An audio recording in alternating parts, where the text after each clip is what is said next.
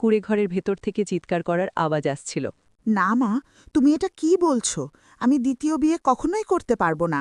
আমি আগে থেকেই বিবাহিত, আর আমার ৩ বছরের একটা ছেলেও আছে। অন্তত ওর দিকে তাকিয়ে একটু দয়া করো। দেখ, তুই আমার মেয়ে আর তুই আমার কথা অমান্য করতে পারবি না। যদি তুই ওই বুড়ো লোকটাকে বিয়ে না করিস, তবে আমি তোর স্বামী আর তোর ছেলে দুজনকেই জান দিয়ে মেরে ফেলব, বুঝেছিস? না মা, আমার স্বামী আর আমার বাচ্চার কোনো ক্ষতি করো না। ঠিক আছে মা, আমি ওই লোকটাকে বিয়ে করতে রাজি। শুধু আজ সন্ধে পর্যন্ত অপেক্ষা করো। ও কাজ থেকে ফিরলে আমি তোমাদের সঙ্গে যাব। না, আমি জানি তোর স্বামী এলেই তুই মত বদলে ফেলবি, তাই তুই এক্ষুনি আমার সঙ্গে চল। আজ এই মুহূর্তেই আমি ওই জমিদারের সঙ্গে তোর বিয়ে দেব। চল আমার সাথে। মা দেখো, আমার ছেলেটা কাঁদছে। ওকে অন্তত দুধটা খাইয়ে নিতে দাও। না, এখন তোর ওদের সাথে কোনো সম্পর্ক নেই। চল আমার সাথে। কমলা রেশমার হাত ধরে হ্যাঁচকা টান দিয়ে নিয়ে যেতে থাকে। ওদিকে মাটিতে পড়ে থাকা ছোট রাহুল খুব জোরে জোরে কাঁদছিল। এই বলে কমলা জোর করে রেশমাকে টেনে নিয়ে চলে যায়। মন্দিরে আগে থেকেই সেই বুড়ো জমিদার বসেছিল।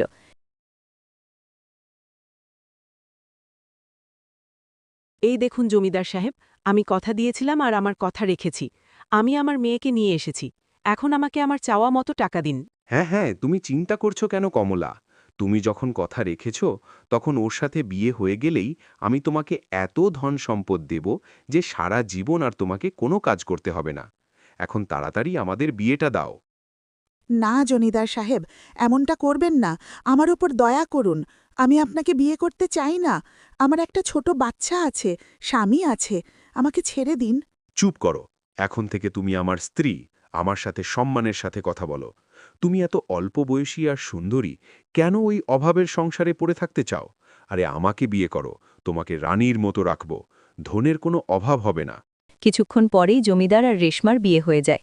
জমিদার সাহেব, এখন তো আমার মেয়ে আপনার স্ত্রী হয়ে গেল। এবার আমাকে আমার টাকাটা দিয়ে দিন। তখন জমিদার এক থলি টাকা ভর্তি কমলার হাতে তুলে দেয়। কমলা সেই টাকা নিয়ে খুশিতে বাড়ি ফিরে যায়।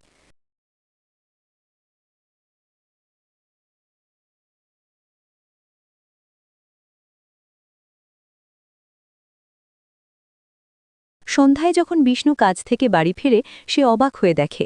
আরে, এটা কি? রাহুল এত কাঁদছে কেন? আর রেশমা কোথায় গেল? ও এত ছোট বাচ্চাকে একা ফেলে কোথাও যেতেই পারে না। আমাকে পাশের বাড়িতে গিয়ে জিজ্ঞেস করতে হবে। বিষ্ণু তার প্রতিবেশী রঘুর কাছে গিয়ে জিজ্ঞেস করে, ভাই, তুমি কি আমার স্ত্রীকে দেখেছ? ও কোথাও নেই। এত ছোট বাচ্চাকে ও এভাবে একা রেখে কি করে যেতে পারে? না বিষ্ণু, আমি তো দেখিনি। তবে তোমার বাচ্চাটা ২ ঘন্টা ধরে কাঁদছিল দেখে আমার স্ত্রীকে পাঠিয়েছিলাম। ও দুধ খাইয়ে এসেছে, কিন্তু বাচ্চাটা আবার কান্না শুরু করেছে। তোমার স্ত্রী কোথায় যেতে পারে আমি জানি না। এটা কি করে হয়? ও তো এই সময় কোথাও যায় না। সন্ধে হয়ে গেল। বাচ্চার এভাবে থাকা ঠিক নয়। আমার খুব দুশ্চিন্তা হচ্ছে। বিষ্ণু এরপর কান্তা নামের এক মহিলার কাছে যায়। আরে বিষ্ণু, তুই কোথায় ছিলি? তোর বাচ্চাটা কতক্ষণ ধরে কাঁদছে, সারা পাড়ার লোক শুনতে পাচ্ছে। আর তোর বউটা কোথায় গেল?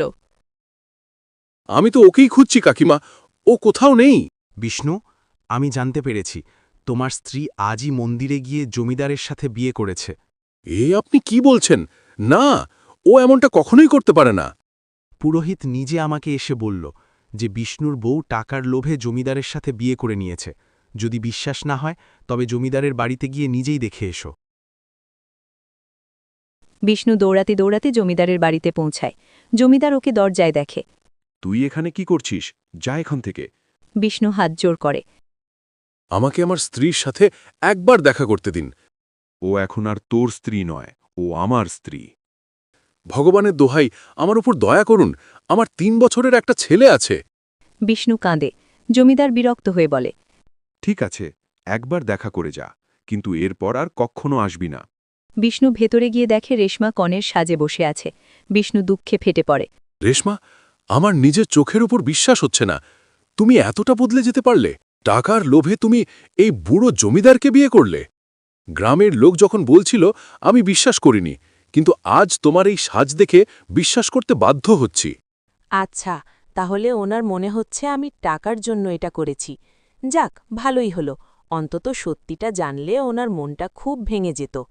টাকার অহংকারে কি তুমি অন্ধ হয়ে গেছ? তুমি আমার সাথে কথা বলতেও চাইছো না? যখন আপনি জেনেই গেছেন যে আমি টাকার জন্য বিয়ে করেছি, তবে আমার কাছে এসেছেন কেন? যান এখান থেকে, চলে যান। তোমার কি একটুও লজ্জা লাগছে না? লজ্জা কেন লাগবে? আমি আপনার ওই দারিদ্র্যের জীবন কাটাতে কাটাতে ক্লান্ত হয়ে গিয়েছিলাম। এখন আমি বড়লোকের সাথে আমিরই জীবন কাটাতে চাই। তুমি জমিদারের বয়স দেখেছ? ও ৫০ বছরের বুড়ো।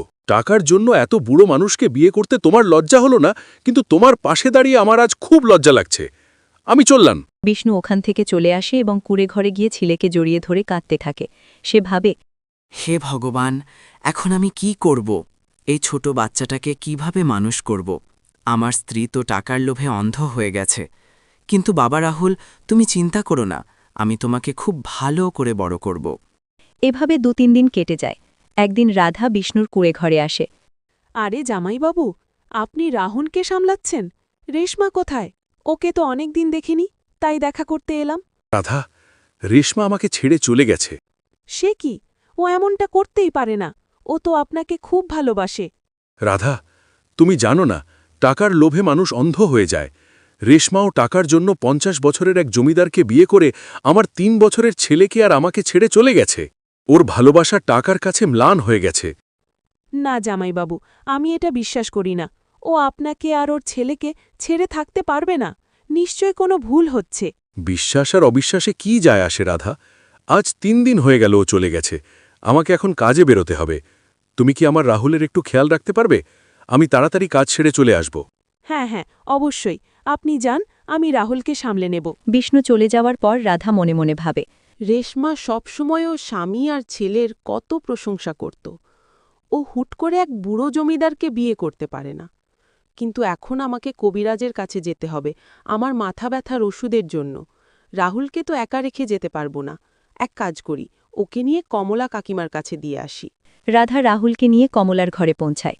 সেখানে সে দেখে কমলা বসে টাকা গুনছে। রাধা অবাক হয়ে ভাবে, কমলা কাকিমার কাছে এত টাকা কোথা থেকে এলো?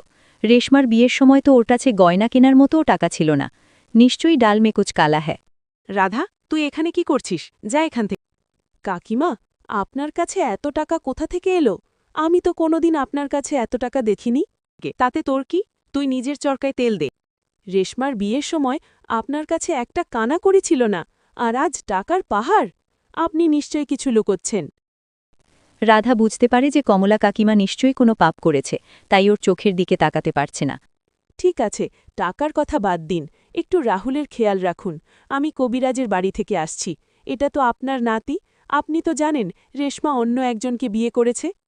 আপনার নিজের মেয়ের সন্তানকে একটুও রাখবেন না? জানি না ও কাকে বিয়ে করেছে, আর আমার জানার দরকারও নেই। আমি এই বাচ্চা সামলাতে পারবো না। ওকে নিয়ে চলে যা। না, আমার মেয়ের সাথে আমার কোনো সম্পর্ক নেই, আর এই বাচ্চার সাথেও না। আর কোনো দিন আমার দোরগোড়ায় আসবি না। রাধা ঠিক করে ও সত্যিটা জানবেই।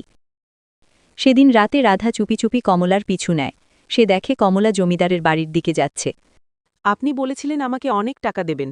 আমি আমার মেয়েকে আপনার সাথে বিয়ে দিয়েছি, কিন্তু আপনি আমাকে খুব সামান্য টাকা দিয়েছেন।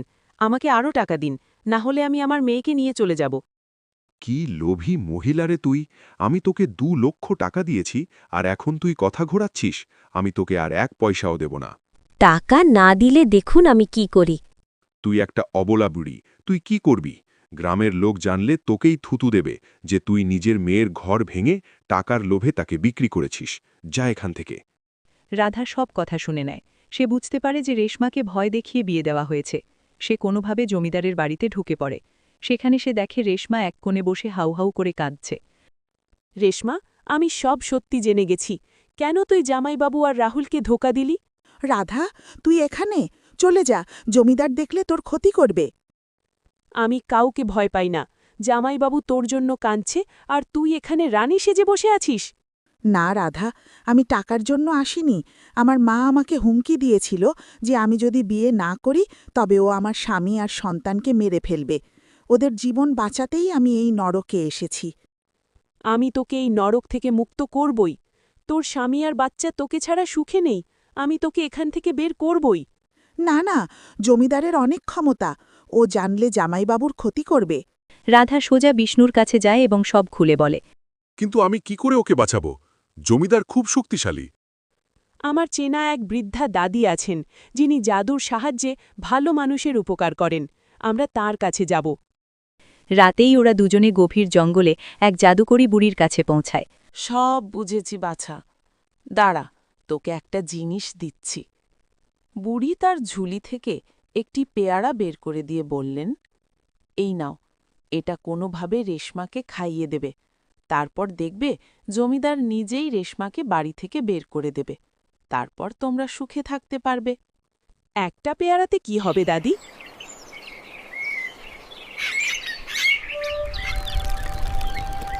পরের দিন ভোরে রাধা জমিদারের বাড়িতে লুকিয়ে ঝুঁকে রেশমাকে সেই পেয়ারাটা দিয়ে বলে,